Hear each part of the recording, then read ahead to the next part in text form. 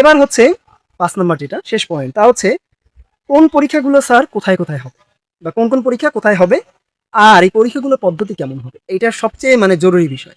দেখুন, এই সমাজসেবায় যেহেতু 52টা ক্যাটাগরিতে মানে 52টা ক্যাটাগরিতে নেওয়া হবে, দেখা যাচ্ছে একদিনেও অনেকগুলো পরীক্ষা পড়তে পারে, আবার দেখা যাচ্ছে যে আলাদা আলাদা করেও হতে পারে। এটা একটা বিষয়। আর হচ্ছে পরীক্ষার পদ্ধতি। দেখুন, এতগুলা পোস্টে আগে পরে পরীক্ষা কবে কি হয়েছে বিগত সালের প্রশ্নও খুঁজে পাই না আমি বইতে, এমন অবস্থা।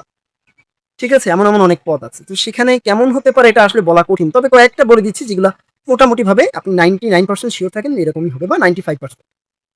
তা হচ্ছে ফিল্ড সুপারভাইজার, প্রধান সহকারী, এই যে দুইটা পদ, বা এর পাশাপাশি যে পদগুলো অনার্স লাগবে বলেছে বা সমমান, এই পদগুলোর পরীক্ষাটা 3 ভাগে হবে, অর্থাৎ আপনার প্রিলি, রিটেন এবং ভাইবা, এবং যদি কোনো ব্যবহারিক থেকে থাকে কম্পিউটারে এবং ফিল্ড সুপারভাইজারে আছে, প্রধান সহকারীতে আছে, তাহলে সেটা হবে।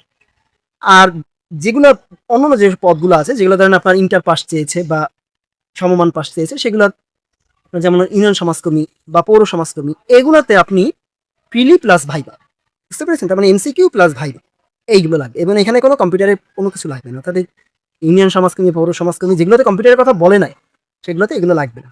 ওকে, এমনি আপনি যদি শো করতে চান আপনার অভিজ্ঞতা সার্টিফিকেট, সেটা আপনি শো করতে পারেন পরীক্ষা ভাইবা বোর্ডে, কিন্তু এটা লাগবে না।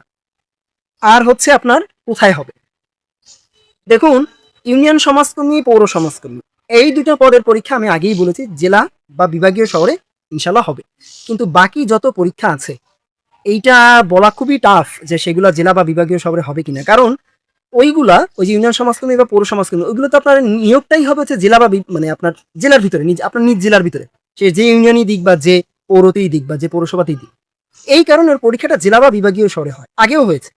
কিন্তু বাকি যা আছে, যেমন প্রধান সহকারী বলেন, ফিল্ড সুপারভাইজার বলেন, বা আরো যত পদ দেখেন, এগুলোর কিন্তু কোনো নির্দিষ্টতা নাই যে এগুলো আপনার চাকরি কোন কোন জায়গায় হবে, অর্থাৎ বাংলাদেশে কোন স্থানে আপনার হবে। আপনার নিজের স্থানেও হতে পারে পদ, মানে শূন্য পদ থাকলে না, না হওয়ার সম্ভাবনা বেশি। এই কারণে এগুলো পরীক্ষা ঢাকায় হওয়ার সম্ভাবনা সব থেকে বেশি, এবং এটা বলতে পারেন আমি যদি পার্সোনালি অ্যাজ এ ক্যান্ডিডেট হিসেবে যদি এখানে অ্যাপ্লাই করতাম, আমি মানসিকভাবে এটা প্রস্তুতি নিয়ে নিতাম যে এই পদগুলোর পরীক্ষা ঢাকাতেই হবে। বুঝতে পেরেছেন? তো সেইভাবেই আপনারা প্রস্তুতি নেন। ওকে।